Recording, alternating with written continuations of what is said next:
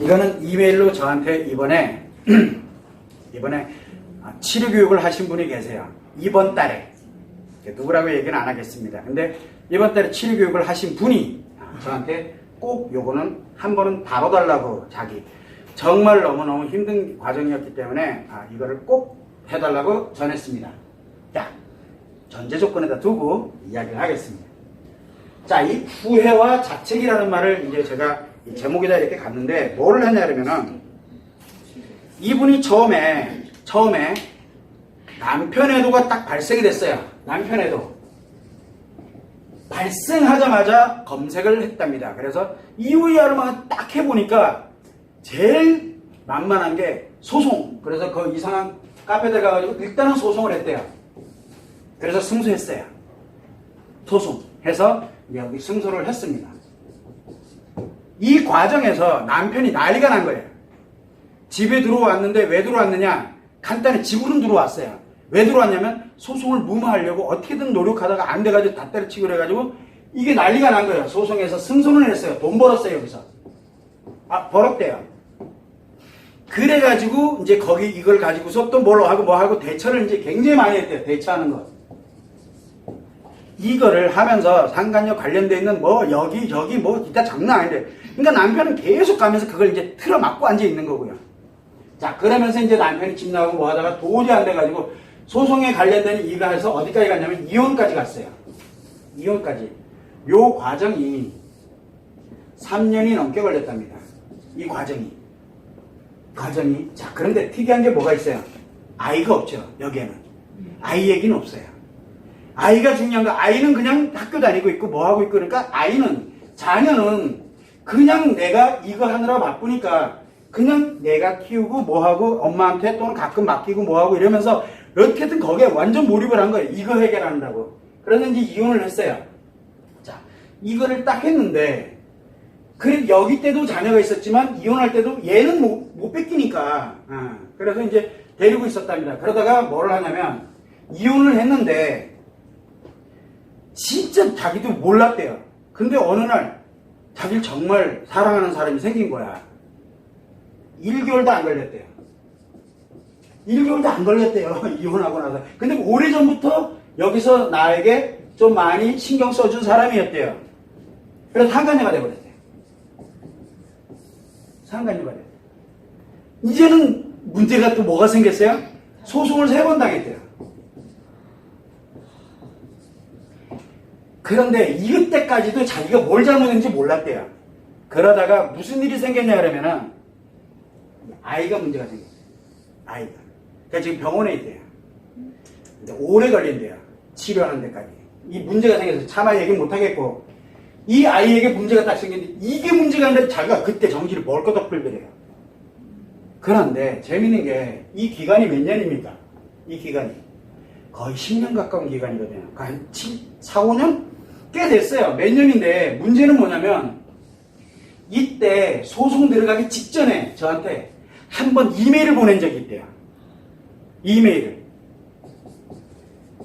보내서 그때 제가 답변을, 옛날에는 이메일을 보냈을 때 답변에 어떻게 하고 뭐라고 이런 내용들이 있었어요. 지금은 다 거두지. 왜 그것조차도 상처가 되고 자칫 잘못하면은 여러분들에게 왠지 이렇게 막 권해가는, 그걸 이끌어가는 꼭 이메일이 그걸 뭐라 그럽니까? 삐끼역하라는 것 같아. 그런데 그거 진짜 싫어했거든요. 그래서 그때 이메일을 이렇게 받았는데 하는 얘기가 일단은 다 놔두고 일단은 본인부터 먼저 회복하는 데다가 초점을 맞추는 게 우선이 아니겠냐. 아이를 생각해야 되지 않겠느냐. 이런 얘기를 되게 많이 했대요. 이 이메일이. 그런데 자기는 일단 소송부터 먼저 해야 되겠고 뭘 해야 되겠고 해결 방법을 찾아야 되니까. 그래서 소송하면 돌아온다. 라는 게 그때 당시엔 대세였대요. 그때 당시에는. 그래서 지금은 잘 모르겠어요. 그래서 이메일을 딱 끊고 이렇게 쭉 일련해가지고 애가 문제가 생겨가지고 이제 애에 관련되는 부분을 이제 가지고 찾다 보니까 우리가 또 널려놓은 게 많잖아. 찾다 보니까 얼굴이 보이더라는 거예요. 얼굴이. 그때 뒤져보니까 어디에 있는데 해가지고 뒤져보니까 이메일이 있더래요. 이 차이가 지금 몇 년입니까? 이게 거의 제가 할 때는 5년에서 7년 정도 된 걸로 알고 있거든요. 도대체 뭐 한 거예요? 자기는 그래서 도저히, 그래서 이 이메일 보지도 않고 이거 읽고 난 다음에 그냥 간단하게 신청을 했대요. 이거 제가 할랍니다 신청을 하고, 그러니까 사연도 안 내기하고, 그래서 그냥 똑같아요. 우리 알잖아요. 절차 방법 기타 등등 딱 들어오고 바로 가고, 이거는 끝이에요. 얼굴 본 적도 없어요. 그래서 이제 치료 들어갔어요. 근데 들어가서 이제 한 달 안 됐잖아요. 지금 계속 울고만 있는 거예요. 자기가 미쳤지, 자기가 미쳤지. 그때 제가 이제 점검 메일이 오잖아요. 왜? 그때 제가 보는 게, 자책하지 마라. 자책하지 마라. 후회하지 마라. 본인은 이 길을 한번 그래도 어디냐 이게. 가면 못 나오는 길인데. 근데 이 아이가 아픈 게 제일 마음에 걸린다. 그러면 지금이라도 회복을 해서 아이를 원래대로 되돌려야 되지 않겠느냐. 이제 이 얘기를 하고 있는 거예요, 지금. 그나마 희망이라도 가져야죠. 제가 이 얘기를 왜 하고 있냐 그러면은 이 사람이 이 얘기를 꼭 해달라고 저한테 이메일로 그렇게 꼭 요청이 왔어요. 그래서 꼭 그걸 해야 되겠냐고 그랬더니 꼭 해달래. 꼭 해달래. 진짜 자기 같은 사람이 얼마나 많을지를 자기는 몰랐대요. 그런데 얘들 노는 데가 있대요, 또. 얘들 노는 데. 그리고 얘들 소송한 애들 따로 있고요. 여기 모임이 있대요. 여기 또 모임이 따로 있고요. 요 이혼한 사람들 모이는 모임이 따로 있대요. 여기 가면 제가 적이래요. 이 세 군데는 제가 적이래요, 적.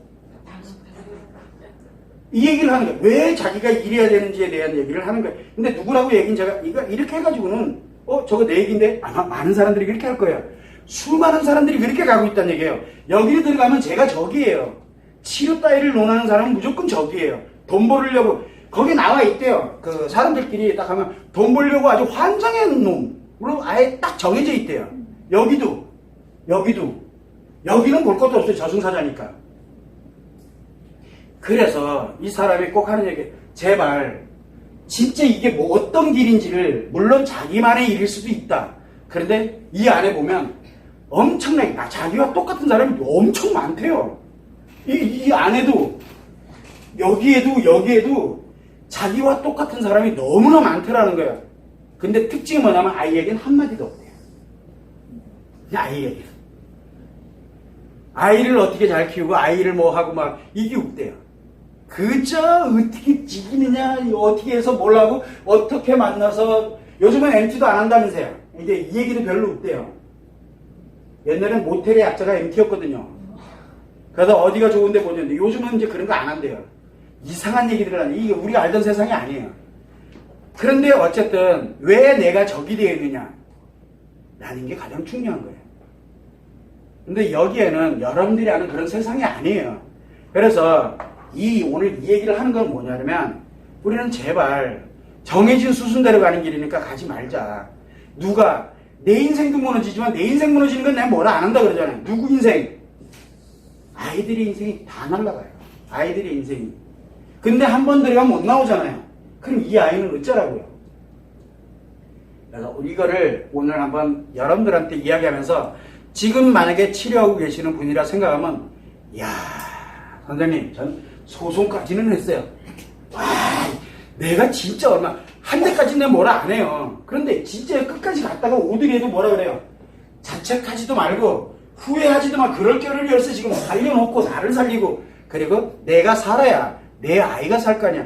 내가 살아서 행복해야 내 아이를 살려서 또 행복하게 만들 거 아니냐. 자책할 겨를이 어딨고 후회할 겨를이 어딨냐. 다 해놓고 그리고 판단하자. 그냥 그렇게만 얘기를 하고 있어요, 지금요. 그러면 요 이용까지 하고 상관녀 되지 않은 상태에서 오면 후회하고 자책하는 게 훨씬 덜 하겠죠. 그런데 여기에서 오면은 또 후회하고 자책하는 게 훨씬 더 덜 하겠죠. 요 앞에서 오면은 또 후회하고 자책하는 게 덜해요. 자, 가는 만큼 여러분들에게 외상 트라우마가 여러분들에게 엄청나게 더 강화되면서 나중에는 본인이 감당할 수 없는 어떤 대가를 치를지 한번 생각을 해봐요. 그래서 여러분들이 오늘 이런 주제로서 제가 설명을 드린 거는, 우리가 이런 길로는 절대 가지 말자. 가지 말자라는 거예요. 이 하나만으로도 데미지가, 외상 트라우마가 2배, 3배 커지는데, 여기서 2배, 3배 키워놓고 여기서 2배, 3배 키워버리면요, 벌써 배수로 따지면은 기하급수적으로 늘어요. 근데 여길 딱 들어가게 되면 못 들어온다니까. 왜? 외상 트라우마에서 뭘로 간 거예요? 관계 중독으로 간 거잖아요. 세 개의 심리장애가 다. 그런데 또 하나 여기가 문제 생기고 나니까 이 고통이 장난. 그래서 본인이 그나마 다행이죠. 그 전에 이메일 하나 보냈던 걸 기억해냈다는 게.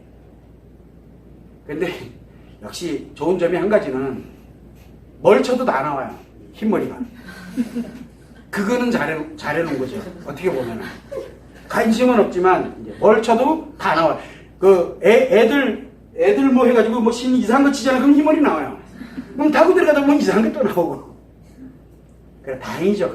그나마도 잊지 않고 있었다는 게 어디냐고요. 6, 7년 만에 이렇게 올라가고. 그래서 자기는 뒤도 안 돌아보고 그냥 지체 없이 바로 치료 바로 들어갔대요. 묻지도 않았대요. 이메일 딱 요거 우리 왜 사례에 관련된 거 봤잖아요. 진짜 말 그대로 후회와 자책에 점철된 그 사례로 꼭 글을 올려달라 그러는데 글보다는 이게 훨씬 낫겠다라고 이야기를 하더라고요. 반드시 여기에 있는 사람들 적이 돼 있는 제가 적이잖아요. 적이 아니다라는 걸 빨리 알려줘야 된대요.